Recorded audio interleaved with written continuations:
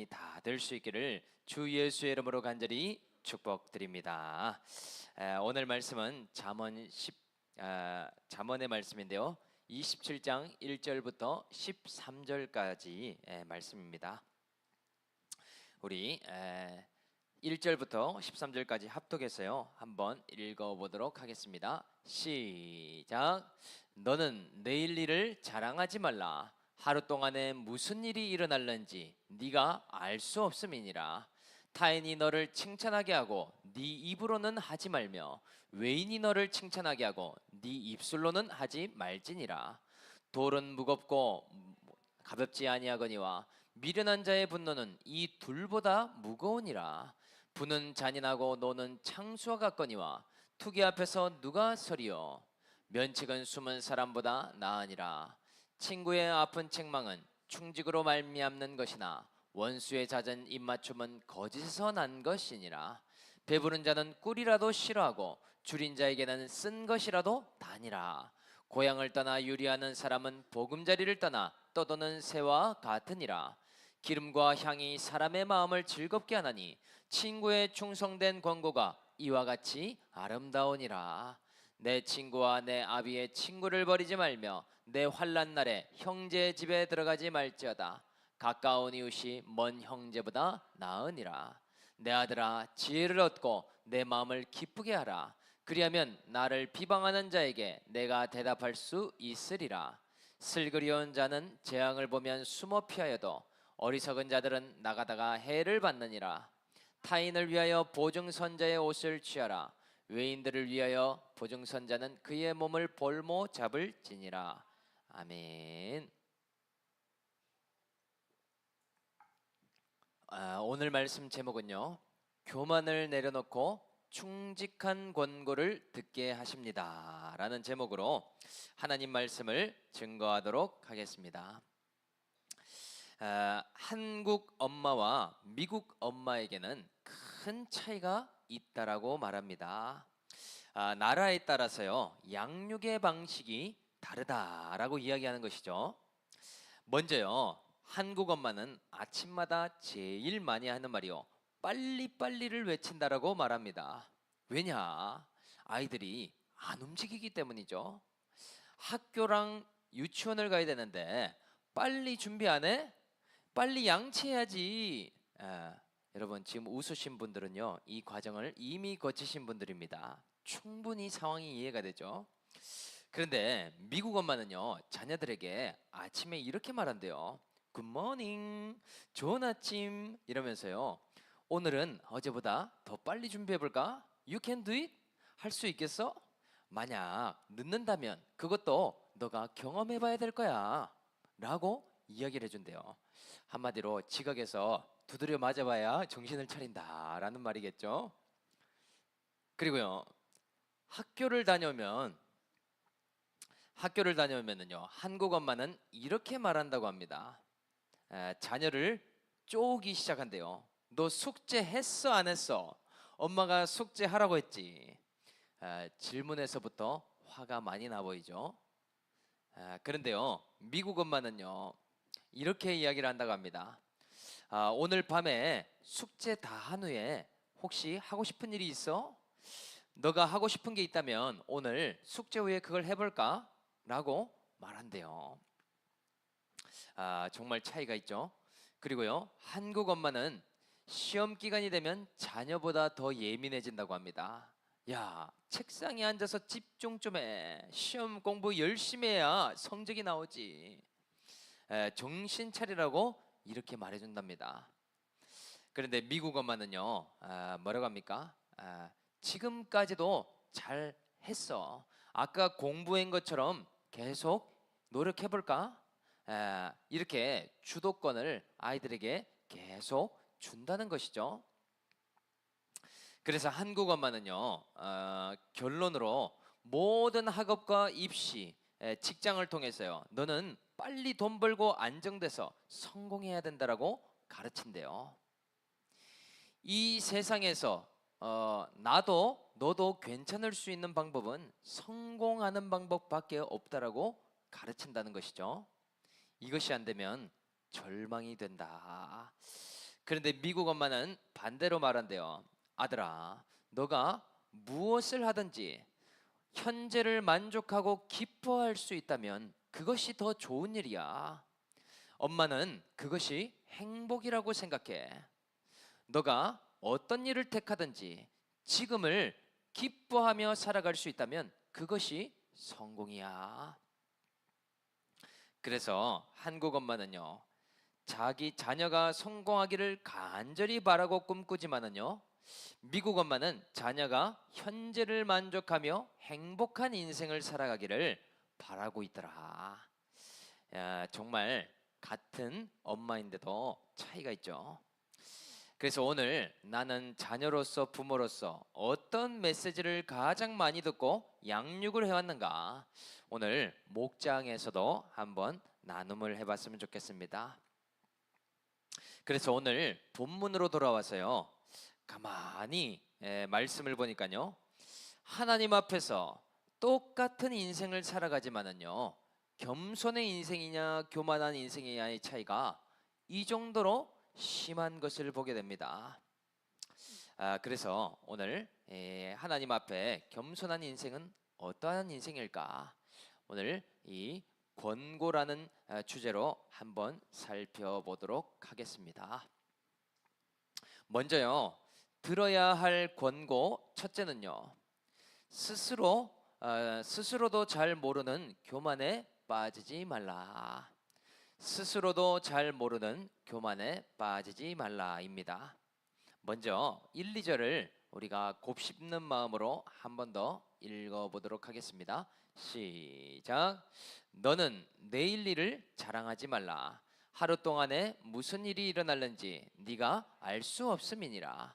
타인이 너를 칭찬하게 하고 네 입으로는 하지 말며 외인이 너를 칭찬하게 하고 내 입술로는 하지 말지니라. 아멘. 솔로몬이 자신과 타인의 인생을 가만히 살펴보면서요, 교만한 두 가지의 모습을 발견하게 됩니다. 그것은요, 스스로 자신도 모르게 빠지는 교만의 모습이더라는 것이죠. 그 첫째가요, 바로 자랑하는 교만이라는 것을 알게 되었어요. 왜냐하면요, 사람의 마음에는 자존적인 교만이 있어서 끊임없이 남과 비교하며 자신을 드러내려고 하는 본능이 있다는 것을 깨닫게 된 것이죠. 그래서요, 나의 소유가 어떻고 자녀는 어떻고 내일 계획이 어떻다라고 말하면서요, 결국 결론이 뭔가, 나 자신을 자랑해서요, 부러움을 사고 싶은 인생이 되겠다라는 것이죠. 그래서요, 이 이야기가요, 솔로몬 자신의 이야기가 아닙니까? 사람들 앞에서 자꾸만 자랑하는 삶을 살았고요, 자신의 지혜와 부귀를 드러내는 인생을 살아오지 않았습니까? 그 결론은요, 낮아짐이 되었다라는 사실이죠. 그래서요, 너는 자꾸 사람 앞에 높아지려고 하지 말라. 이것은 하나님이 미워하시는 일이고 낮아질 수밖에 없는 일이라고 이야기를 하고 있더라. 그래서요, 내일 일이라도 자랑하지 말라고 하죠. 왜냐? 주인이신 하나님이 내일을 안 주신다면 그것이 없는 것이 될 수 있기 때문이더라. 그리고 한순간에 나를 낮추시면은요, 그 모든 자랑거리가 사라질 수 있는 것 아닙니까? 그러니 사람이 다 하나님 앞에 먼지와 같기 때문에 내일 일도 너는 안다고 말하지 말라. 당장 하나님이 오늘 부르시면 돌아가야 되는 인생이 아니냐는 것이죠. 그것도 모르고 자랑한다면 정말 어리석은 인생과 같더라. 그래서 솔로몬은요, 오늘 하루를 살되 마지막인 것처럼 겸손과 감사로 살아야 됨을 알려주는 것이죠. 그리고요, 만약 정말 칭찬받는 일이 있는 경우도 있겠죠. 솔로몬의 인생의 경우가 그러하지 않습니까? 그때에는 어떻게 하라고 합니까? 너 스스로 너 자신을 칭찬하지 말라고 하죠. 가만히 보니까요, 사람은 할 수만 있다면 스스로라도 자신을 칭찬하려고 하는 욕심을 버릴 수가 없습니다. 그것이 칭찬할 일이 있는 경우에는요, 스스로 칭찬하게 될 때 남이 칭찬하고 싶다가도 벙어리로 만드는 일이고 질투와 시기를 받는 일이 되더라는 것이죠. 겉으로는 축하하고 인정해줘도요, 스스로 자화자찬하는 순간 그 상대방의 마음은 축복의 마음이 되지 않더라. 그래서 네 입으로 결코 칭찬하지 말 것을 권면하고 있죠. 그리고요, 만약 칭찬할 일이 없는 경우는 어떤가? 이 경우는 더 큰 문제가 생깁니다. 안 그래도 칭찬할 일이 없는데 스스로 자꾸 자찬을 하면은요, 이것은 질투를 넘어서서 미움을 받게 되는 일이 되더라. 왜 저렇게 이야기할까? 정말 가까이 하고 싶지 않은 높은 마음이 아닙니까? 분별이 안 된다면 눈치라도 있어야 되겠고, 눈치가 없다면 겸손함이라도 있어야 되겠는데, 이 모든 것이 없으니 관계를 스스로 어렵게 만드는 길인 것이죠. 그래서요, 칭찬은 가급적 다른 사람의 입을 통해 받도록 두라고 이야기하고 있더라. 정말 마음이 있는 자는 칭찬하지 말라고 해도 해줄 것이고, 또 스스로 하는 것은 미련한 일이라고 주고 있더라. 그래서 이어서요, 교만의 또 다른 두 번째를 이야기하고 있는데요, 3절과 4절 말씀을 우리가 한번 읽어보도록 하겠습니다. 시작. 돌은 무겁고 모래도 가볍지 아니하거니와 미련한 자의 분노는 이 둘보다도 무거우니라. 분은 잔인하고 노는 창수와 같거니와 투기 앞에야 누가 서리요. 아멘. 그리고 인생에 있어서 본인도 모르는 교만의 또 다른 한 가지가 분노라고 이야기를 하고 있습니다. 이것은요, 감정적인 교만이라고 말할 수 있겠죠. 그런데 미련한 자의 분노는 마치 돌이나 모래의 무게와도 같다라는 표현을 하고 있죠. 이것이 무슨 의미입니까? 여러분, 어떤 사람의 어깨에 돌을 짊어지게 한다라고 생각해 보십시오. 얼마나 무겁겠습니까? 또 10kg, 15kg가 되는 모래주머니를 상대방의 허리에 매단다고 생각해 봅시다. 아마도요, 그 사람은 달린다는 것은 상상도 못하고요, 걷는 것도 아주 느려지고 힘들어지겠죠. 이처럼요, 분노는 생각만 해도 피곤하고 무거운 일이 되더라. 사람을 너무나 지치게 만들고요, 심적으로 피곤케 만드는 일이 분노인 것이죠. 왜냐? 미련한 자의 분노는요, 그것이 그치지가 않고 계속 지속되기 때문이더라. 그래서 이런 분노를요, 잔인할 뿐만 아니라 노는 창수와 같다라고 이야기를 합니다. 창수는 곧 홍수와도 같은 말이죠. 물이 넘쳐서요, 집과 건물을 삼키듯이 절제가 안 된다라는 사실이죠. 그래서요, 어떤 상황, 어떤 대상이든지 상관없이요, 모든 것을 감정으로 다 쓸어버리는 일이 아니겠습니까? 이것이요, 하나님이 없고 은혜가 빠지게 될 때 더더욱 그치기가 어렵더라. 그래서 이 말씀을 우리가 한번 적용해 보겠습니다. 말씀의 권고를 듣게 되면은요, 우리의 삶에 구체적으로 어떤 변화가 일어나게 될까? 두 가지를 생각해 볼 수 있는데요. 먼저 한 가지는요, 자랑하는 것이 달라지게 된다라고 말할 수 있습니다. 이전에는요, 우리가 은근슬쩍 자기 자랑을 많이 해왔죠. 하나님 앞에서 살아가지 않기 때문에요, 사람들 앞에 나를 자랑하고자 하는 마음이 가득했습니다. 그래서요, 가족 이야기를 하다 보면은 남편에 대해서는 별로 자랑할 것이 없으니까요, 자식 이야기를 하면서 결론으로 자랑을 하게 되었습니다.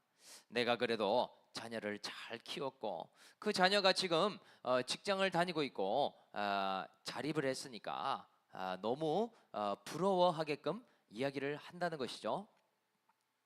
그런데 여기서 포인트는요, 자식 중에서도 좀 자랑할 것 있는 자식만 이야기를 할 수밖에 없게 됩니다. 아직 집에 있는 자녀가 있다면요, 이야기를 꺼내기가 별로 꺼리게 되더라는 것이죠.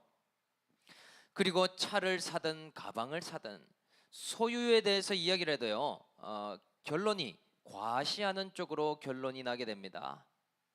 그 밖에도 물질 자랑 아니면 뭐 남편 자랑, 아파트 자랑 등등 자랑할 것이 있을 때 인생에 사는 맛이 난다라고 여겼다는 것이죠. 그런데요, 이렇게 이야기하다가 아주 힘든 날도 있습니다.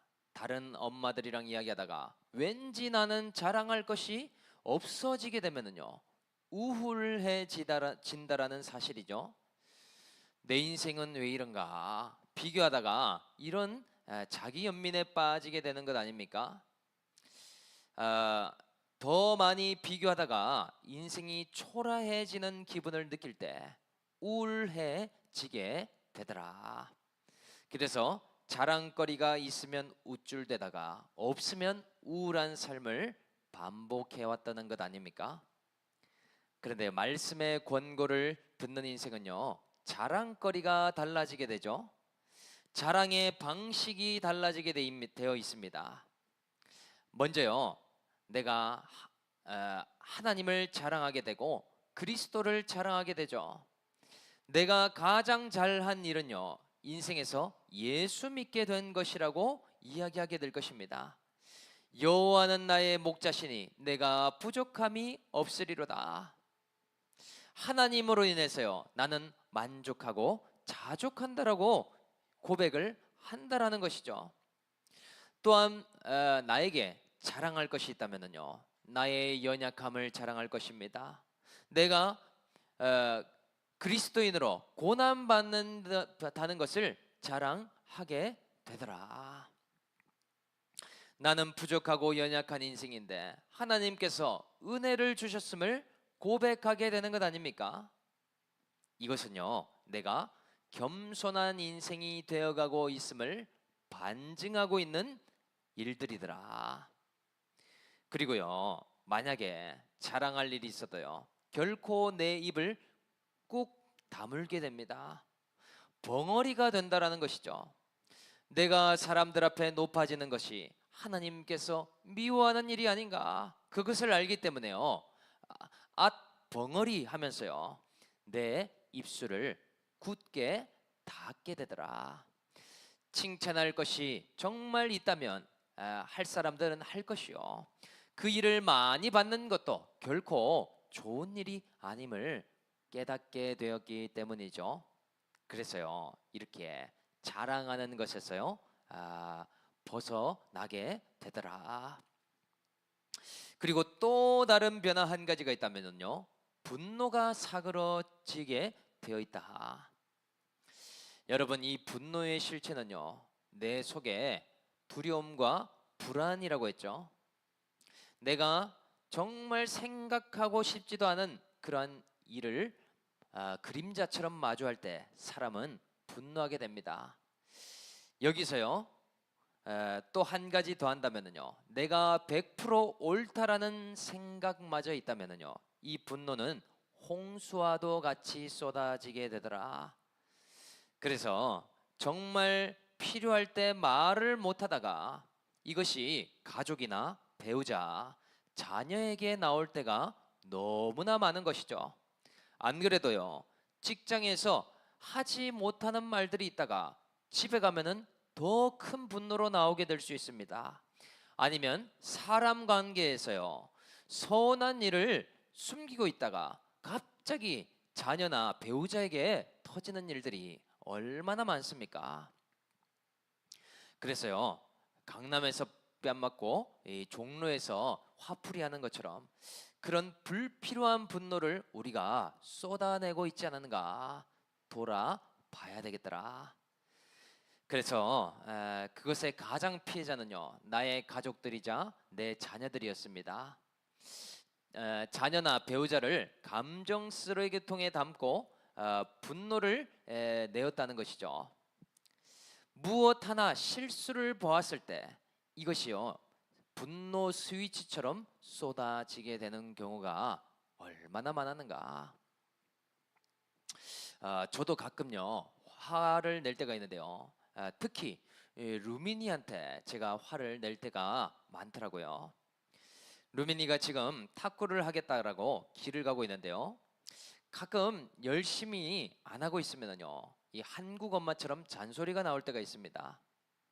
그리고 이번 주에도 어떤 일이 있었는가?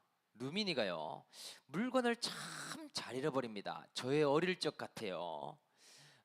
집에 갈 때마다 제가 항상 이야기해 주는 건요, 루미나 소지품 확인을 하고 집에 가야 돼.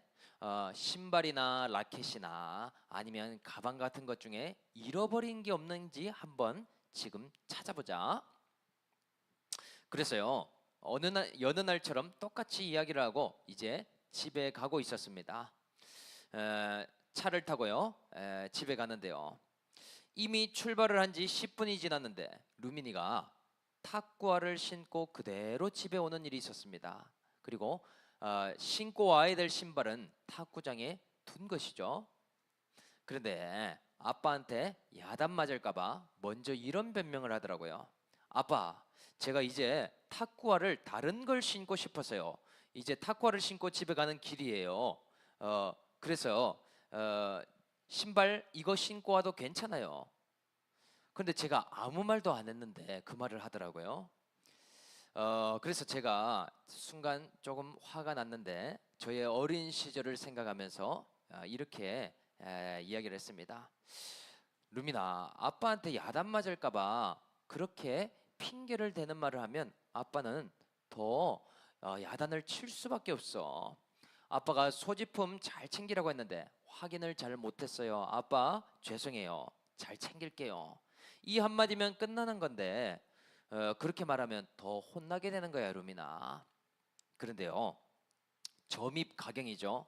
그 한마디의 야단을 듣고서는요, 더 혼자 삐지게 되는 것이죠. 차에서 말을 안 하고요, 혼자 생각에 빠져서요, 눈이 이렇게 돌아가 있습니다. 그런데 그 자녀를 보면서 얼마나 안타까운지요. 집에 가서까지도 기분이 나쁜 티를 엄마나 루아한테도 내고 있는 것이죠. 그래서 나중에요, 엄마의 권면을 듣고 감정을 사그러뜨린 후에 저에게 찾아왔는데요, 뭐라고 하는가? 아빠 죄송해요. 다음번에 확인 잘할게요. 이렇게 하는데 제가 잠깐 마음이 먹먹해지더라고요. 아빠는 사실 루미니를 미워하는 게 아니야. 아빠의 말을 무시하고 한마디 들을 때 삐져있는 그 행동이 미운 거야 라고 이야기를 해주면서요, 안아줬어요. 정말 우리가 분노로 가족을 대하는 것에서 하나님께 받은 은혜로 대한다면요, 관계의 회복과 사랑이 회복되지 않겠습니까? 우리의 자랑과 분노의 모습을 멈추고요, 하루를 살 때도 마지막처럼 살아간다면 그 누구를 사랑하지 못하고 그 누구를 품지 못할까 하는 생각이 들었다는 것이죠. 여러분, 그래서요, 우리가 하나님의 말씀의 지혜를 얻게 된다면요, 오늘 하루를 정말 끝인 것처럼 살아가게 되는 지혜를 얻게 될 것입니다. 이것은요, 우리를 구원으로 인도할 것이고 영혼을 사랑하는 방향으로 인도하게 될 것이라는 것이죠. 오늘요, 저희 모두는요, 내일이 없는 것처럼 하나님을 예배하고 주님을 사랑하는 것, 이것이 신앙이 되어야 될 것입니다. 저와 여러분들이 믿음과 겸손의 인생을 배워갈 때 우리의 삶을 하나님께서요 안아주시고 축복해 주시리라 생각이 들게 됩니다. 저와 여러분들 바라기는 이러한 믿음의 겸손의 인생을 살아감으로 하나님께 축복의 인생을 걸어갈 수 있는 저와 우리 올리브 공동체가 될 수 있기를 주님의 이름으로 간절히 축복합니다. 그래서 들어야 할 권고 둘째는요, 말씀과 친구의 충성된 권고를 듣는 것이다. 말씀과 친구의 충성된 권고를 듣는 것이다. 6절과 7절 말씀을 다시 한번 우리가 읽어보도록 하겠습니다. 시작. 친구의 아픈 책망은 충직으로 말미암는 것이나 원수의 잦은 입맞춤은 거짓에서 난 것이니라. 배부른 자는 꿀이라도 싫어하고 줄인 자에게는 쓴 것이라도 다니라. 아멘. 좀 전에는요, 교만을 버려야 할 것이다 라고 이야기했다면요, 이번에는 적용해야 할 것이 무엇인지를 솔로몬이 말해주고 있죠. 그것은요, 충직한 자의 권고를 잘 들어야 된다라고 이야기합니다. 여러분, 이 이야기를 하는 이유가 무엇일까요? 솔로몬 왕이요, 하나님께 지혜를 받았어도 그 지혜가 오래가지 못한 이유가 무엇입니까? 솔로몬에게는 권고를 해줄 만한 단 한 사람이 없었죠. 다윗에게는 나단이라는 선지자가 있었습니다. 다윗은요, 멸시하는 아내 미갈이 있었어요. 그래서 인생에서 늘 하나님의 말씀과 주변의 권면에 귀를 기울였죠. 그런데 솔로몬은요, 옆에 선지자도 아무 말을 해줄 수가 없습니다. 본인이 제일 지혜롭기 때문이죠. 또 아내들도요, 다 솔로몬을 흠모하기 때문에 칭찬하려고 하지 누가 책망의 말을 할 수가 있겠습니까? 참 어렵겠죠. 그래서 솔로몬이요, 제일 많이 들었던 것은요, 입맞춤의 말들이었죠. 듣기 좋은 말, 칭찬의 말, 인정과 사랑의 말을 제일 많이 듣는 사람이 솔로몬이었을 것입니다. 그래서 결론적으로 솔로몬도 스스로 속게 되었죠. 나는 믿음이 좋고 하나님께 축복받은 사람이야. 나같이 지혜롭고 나같이 많은 노래와 시를 지은 사람이 어디 있겠어? 얼마나 착각하기 좋은 환경입니까? 그런데요, 그런 말을 해준 사람들이 나의 영혼에는 원수와 같은 역할을 하더라는 것을 깨닫게 된 것이죠. 결국요, 하나님과 멀어지게 되었고 신앙의 길에서 떨어져 나가게 된 일들이 아니겠습니까?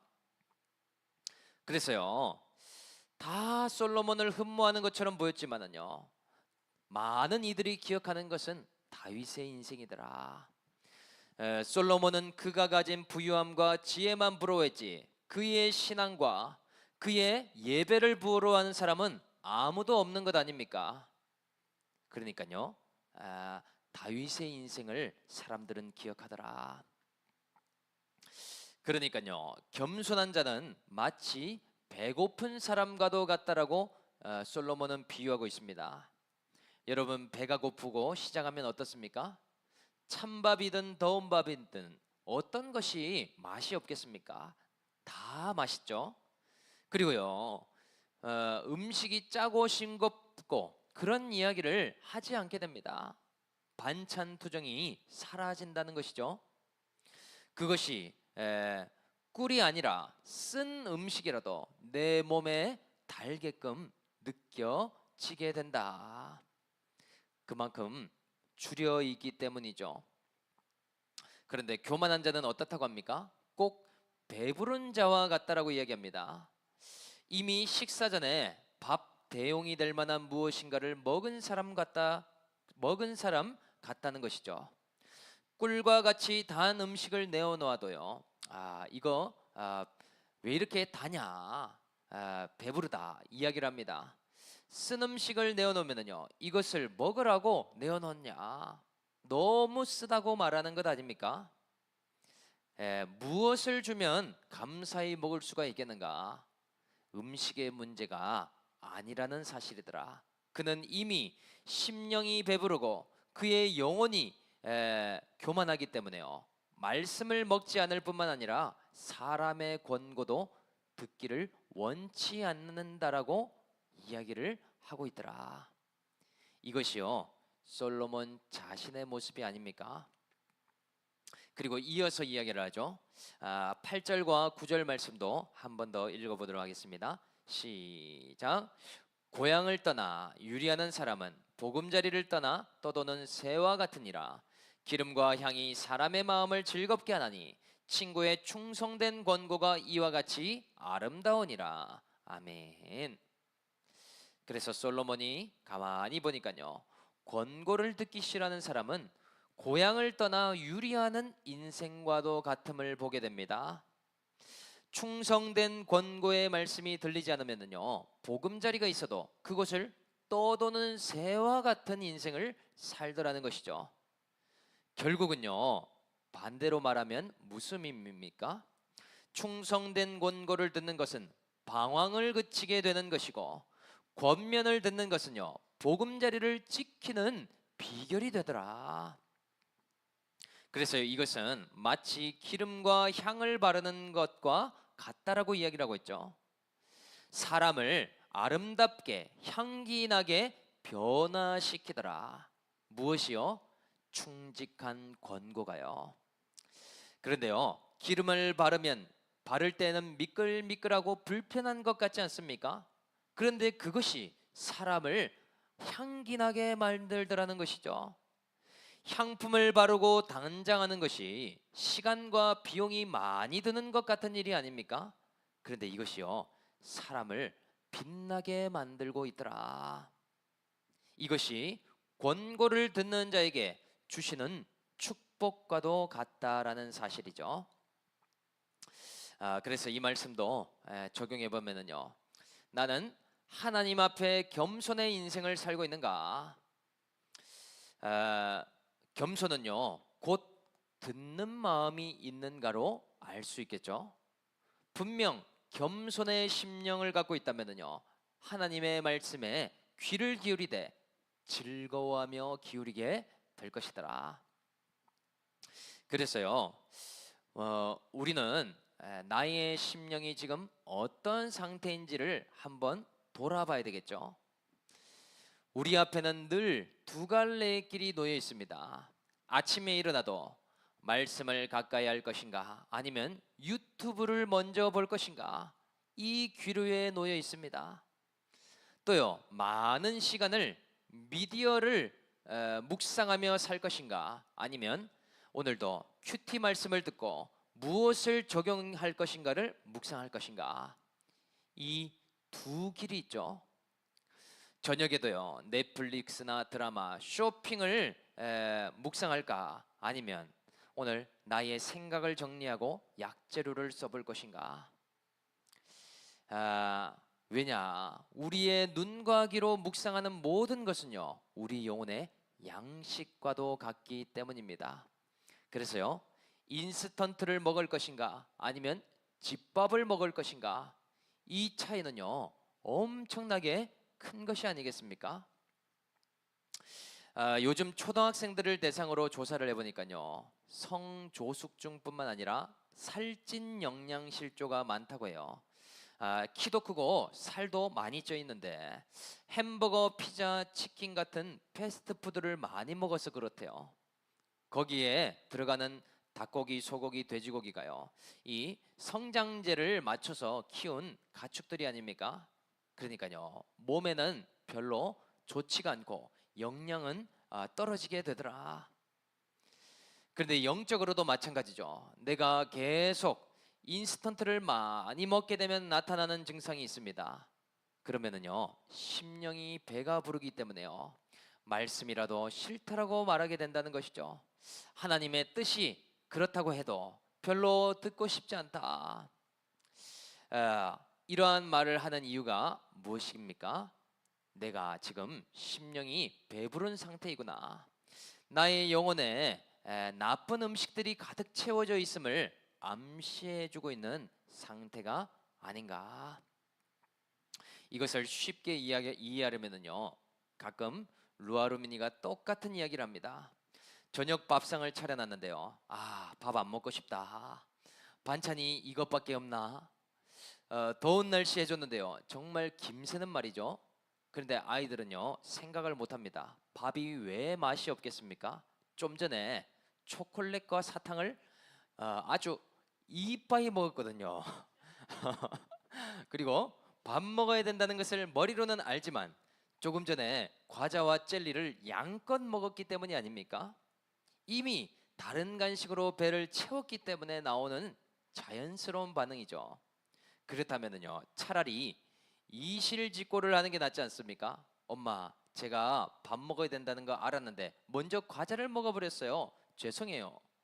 제가 먹을 수 있는 만큼 덜어서 먹고 다음번에는 밥 먹기 전에 간식 안 먹을게요. 이렇게 한다면요, 이것은 얼마든지 익스큐즈가 되겠죠. 마찬가지입니다. 하나님의 말씀을 맛있게 먹으려면 어떻게 되는가? 우리의 심령을 가난하게 해야 되겠죠. 하반기에는요, 눈과 귀를 좀 굼겨 보십시오. 늘 유튜브와 SNS에 매여 있기보다 찬양을 듣고 기도하는 시간을 가져 보십시오. 심령이 가난한 자에게는 복이 있나니 천국이 그들의 것임이라. 이것은 우리가 너무나 잘 아는 말씀이죠. 알고 모르고의 문제가 아니더라. 또한 공동체의 권면이 때로는 쓰게 느껴지지만 이것이 달게 느껴지려면 어떻게 되는가? 세상에서 듣는 많은 말들을 잠시 내려놓아야 될 것입니다. 세상에서요, 우리는 수많은 말들을 듣고 살아가죠. 많은 말들의 귀를 기울이기보다 우리는 공동체에 충직한 권면을 듣고 가야 된다라는 사실이죠. 말씀과 공동체와 멀어지게 될 때 어떤 일이 생기는지 아십니까? 하나님 앞에 방황하는 영혼이 되게 됩니다. 인생의 보금자리를 주셨음에도 향방 없이 떠도는 새와 같더라.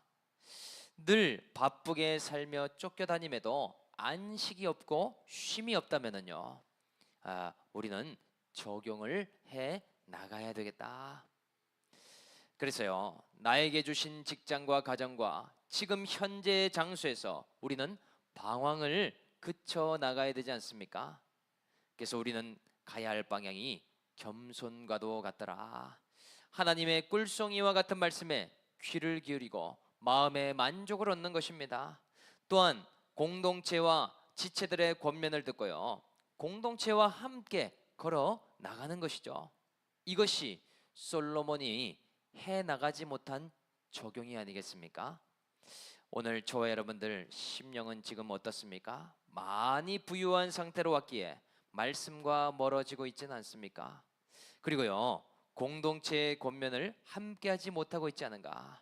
오늘 저와 여러분들 모두가요, 솔로몬이 꿈꿔왔던 그런 지혜로 말씀과 공동체와 함께 동행하며 걸어가게 될 때 하나님께 많은 축복을 누릴 수 있는 저와 여러분들이 될 수 있기를 주님의 이름으로 간절히 축복합니다. 오늘 말씀을 생각하면서요, 우리 한번